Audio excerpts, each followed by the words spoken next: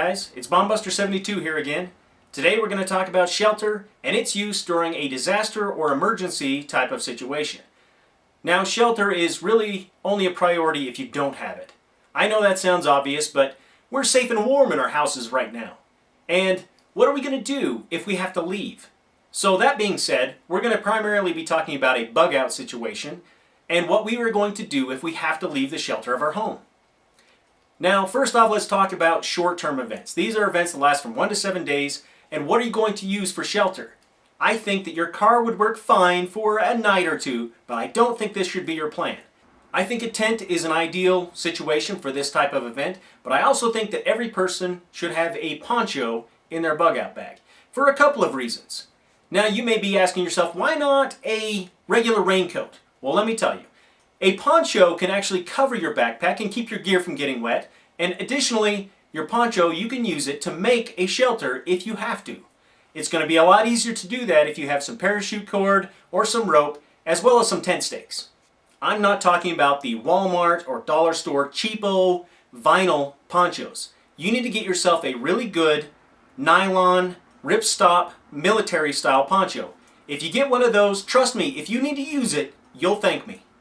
So if an emergency lasts longer than 7 days, that's 7 to 90 days, this is an intermediate term emergency. And you need to think about some things.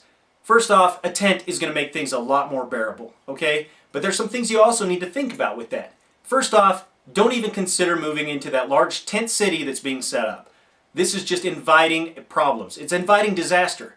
It's going to be a big place for disease, as well as just inviting trouble and violence. It's not a good idea. You need to avoid those big crowds.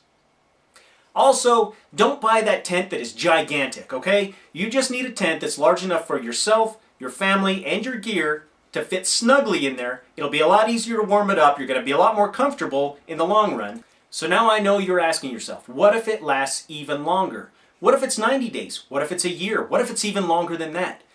Well, for shelter for that, you're going to need something a little more permanent than a tent. This is where having a homestead would be nice. A storage container on a plot of land, a cabin in the woods somewhere, or even a bunker, okay? I know that sounds like the crazy talk, but it's not a bad idea. If you don't have something like that, I don't want you to stress out about it. I don't have anything like that. This is something that I'm working for and working toward in the future. If you have one of these more permanent structures for long-term emergencies and shelter, by all means use that first. I still think you need to have a poncho and a tent just in case. Now there's something that goes along with shelter, and that's fire. Fire is arguably the most important thing that we could have during an emergency.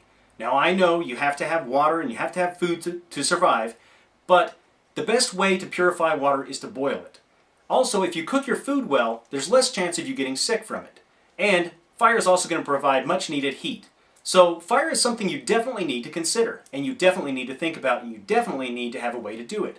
Yes, matches are a great idea, and I would highly recommend having them. Also a lighter, but you also need to have a primitive, more permanent method, something that's not going to run out as quickly. Something like a magnesium fire starter, or the Swedish steel fire starters, a fire piston.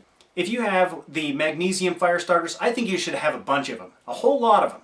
Now, I don't think you're going to use them all. No, I don't think that at all. But they would make great barter material, especially to somebody who is having a hard time starting a fire. This is going to provide them with something that they need. You also need to have an axe, hatchet, knife, some way of collecting firewood. Multiple methods would be best. The number one important thing to remember when it comes to fire is practice and knowledge. If you don't know how to do this now, it's later on during an emergency, you're going to be severely disappointed. It's not as easy as it looks. Yeah, I know you watch some of those survival shows on TV, but trust me, it's a lot harder than they make it look. In a couple of weeks, I'm going to take you guys out into the field and I'm going to actually demonstrate and show you guys a few methods for starting fires using maybe some of the more primitive ways.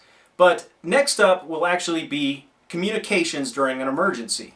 If you like this video, be sure to subscribe, and until next time, take care and be safe.